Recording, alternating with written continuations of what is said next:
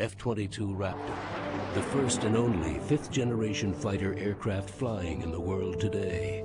Overwhelmingly effective, defending the skies today and into the future. You talk too much. I can't believe the things that you say. Daniel Ayalon, Mohamad, Chatah, Joe Biden, Newt Gingrich, Lanny Davis, Jim Dean, Joe Lieberman, Ned Lamont, Condoleezza Rice, Chuck Hagel, Chris Dodd, Stephen Hadley, Hadley.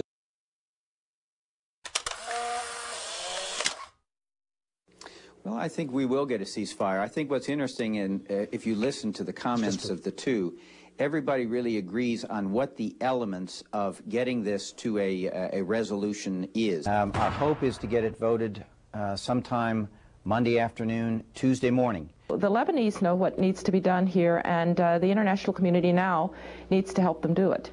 Well, I think there's, first of all, a big difference between what she's saying publicly and what people are saying privately. I don't think there's anybody out there right now who thinks that this is going well. I see no evidence, and certainly nothing from Hezbollah or Iran, that indicates this ceasefire will be anything except a defeat for the democracies and a victory for the terrorists and the dictatorships. I don't see a sustainable ceasefire without a whole heck of a lot of luck. It requires a really robust force. One of the problems we have now is we've so squandered our strength in the region that we have to let the French lead. The United States has to redouble and rethink what we are doing, because this isn't good enough, but the answer is to make sure we win, not to find a clever way to surrender and pull out. I regret deeply that the administration has taken this view that we don't talk to people we have basic disagreements with. I've always looked at it, those are the people you do negotiate with. We have to stay at it. The President of the United States must be personally involved in this.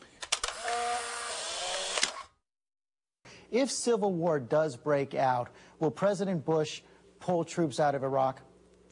Well, George, I'm not going to deal with a hypothetical, and that's what this is. This is a hypothetical. Iraq is not going to turn out the way that we were promised it was, and that's a fact, not because I say it. That's where it's going, just as the general said it very honestly, I think, this week before the Congress.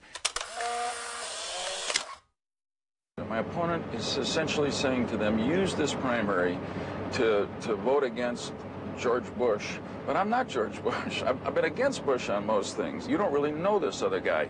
Ned Lamont's a guy that started up a business from scratch. Ned Lamont's a guy that thinks that George Bush has taken this country in the wrong direction. I believe it's time for the Democrats to offer a clear and positive alternative to the Bush agenda. And yeah, it's a lot more than the war in Iraq, but the war in Iraq is a defining issue. Because I think I've been scapegoated, to tell you the truth, because let me put it this way. I have not hesitated to criticize the conduct of this war by the Bush administration, but I will not play partisan politics with this. I would have supported, the Kerry Feingold Amendment. I think we'd be clear with the al-Maliki government. We let them know that we have no long-term intentions upon your country.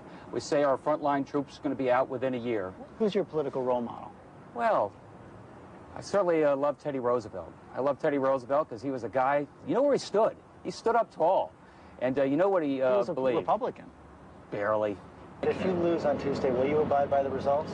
I'm not talking about what's going to happen after Tuesday, because I am confident that I'm going to win the primary on Tuesday. In the hypothetical question you've asked, he is ahead by 24 points in a three-way contest. He will win Democratic support, independent support, and moderate Republican support. He will caucus with the Democrats. So he will definitely run as an independent. And caucus with the Senate. Yes, he will.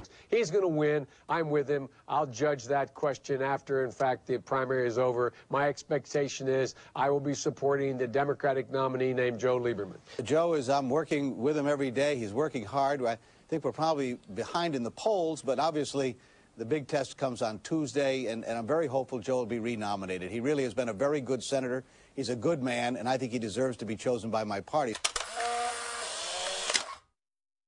Present himself to the voters of Connecticut. Then if he loses in November, then he'll become Secretary of Defense. We'll finally get Rumsfeld. We'll get Rumsfeld replaced, and we'll win the war. It'll be the best. Control yourself. You're getting out of control here. You get You talk too much. I can't believe the things that you say. F-22 Raptor. It is stealthy, lightning fast, supremely agile, highly precise, survivable, providing unsurpassed capability. This fifth-generation fighter aircraft, the first and only kind flying in the world today, once again providing the air power advantage. F-22 Raptor, overwhelmingly effective, defending the skies today and into the future.